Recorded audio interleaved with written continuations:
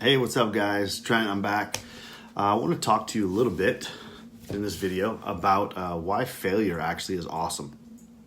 I know we don't ever think it is when it happens, but failure is actually really, really awesome. So if you're watching it live, make sure to hit hashtag live. If you're watching replay, let me know. Hit that hashtag replay, just for our own information, own data, so that I can keep track of kind of how everything's doing and what we're doing. Anyway, back to what we're talking about. So failure is awesome, and it really is. And here's why. Because the simple gist of it, and we'll get into more of this, is when you fail, you learn. If you're not failing, you're just not learning. I mean, that's the biggest part of it. Don't turn my comments on. There we go. But failure itself allows you to gain wisdom and learn from your mistakes. As long as you're self-aware. The key to making failure effective is being super self-aware and taking responsibility.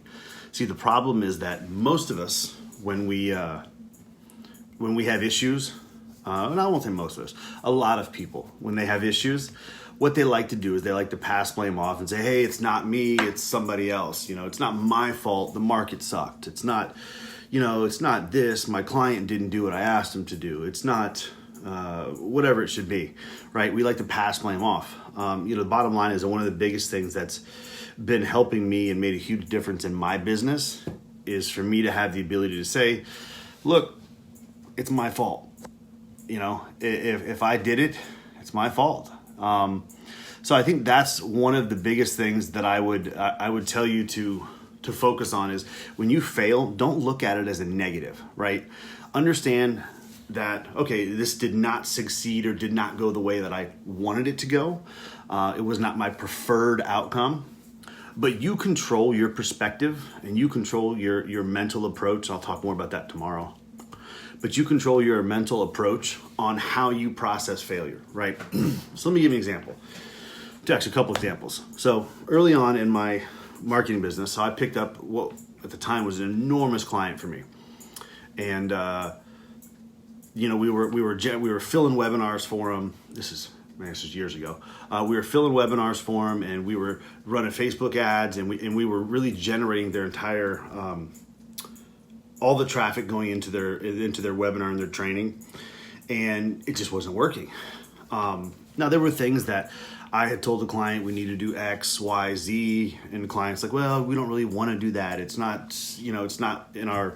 We don't want to put the time or the effort into this and that. And I said, okay, no problem. We'll do what we can with it.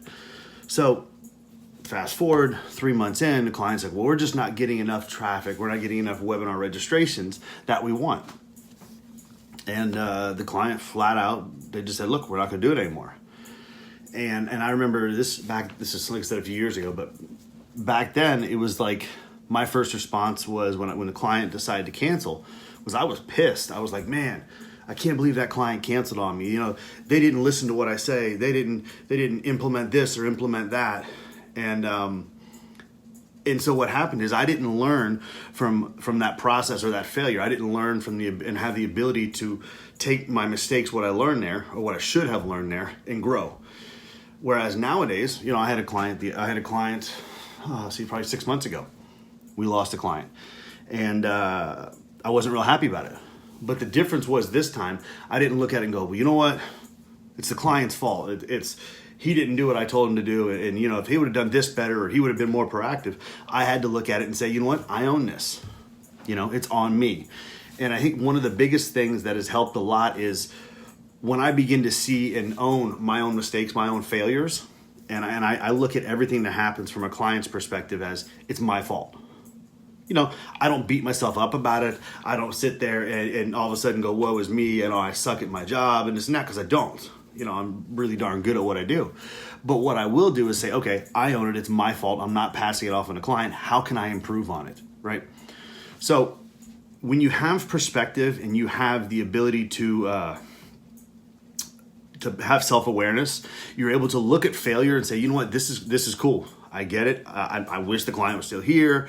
I wish I didn't lose that amount of revenue. I wish I hadn't made this mistake or that mistake, depending on what your business is. But you can look at it and say, hey, It's on me. Here's how I fix my part of it for the next time this happens. And there's a reason the phrase is trial and error and not trial and success. Because the bottom line is, when you're successful, it's fantastic. It's great. We all love to be successful at the gate. But if you're honest with yourself and you're self-aware, you actually learn more through your failures and through your mistakes than you ever can just by hitting it out the gate. It's nice when you know things out the gate, and first time you launch something, or you jump into a specific arena or a specific problem that you haven't worked on. When you get it right the first time, it's great. It's kind of like a pat on the back, like, hey, good job. You know your stuff. But at the same time, you don't know what you don't know until you fail.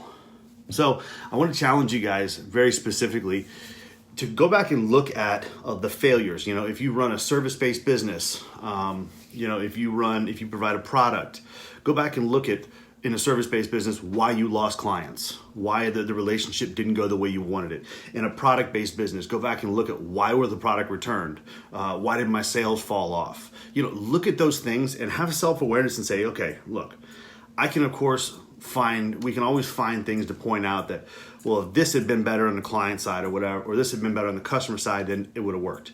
But look at yourself and say, okay, what can I do differently in the future to improve on my relationship with this type of customer? Or how can I improve my services with this type of customer? When you're able to step back and do that, then what you do is, as your lead generation process grows, you start to get more and more clients in, and you start to bring them on board. Now what you're able to do is convert and keep more clients long term, because you've been able to learn from your failures. You're able to see some of those road bumps, some of those speed bumps coming that you didn't see the first time. Even if it's just you recognize that maybe this client or that customer wants a heightened level of communication. Or maybe they want less, because I can tell this customer is similar to what I had. He wants less communication because otherwise I'm going to annoy him and drive him crazy. You just got to be able to be self-aware, look at your mistakes, and learn from your mistakes. So I hope that helps, guys. Again, if you got any comments, feel free to leave them down below. And I'm out. Peace. Have a great night.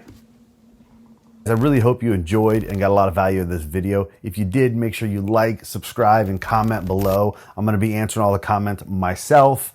And also, come find me on your favorite social media platform and tell me what else I can help you with.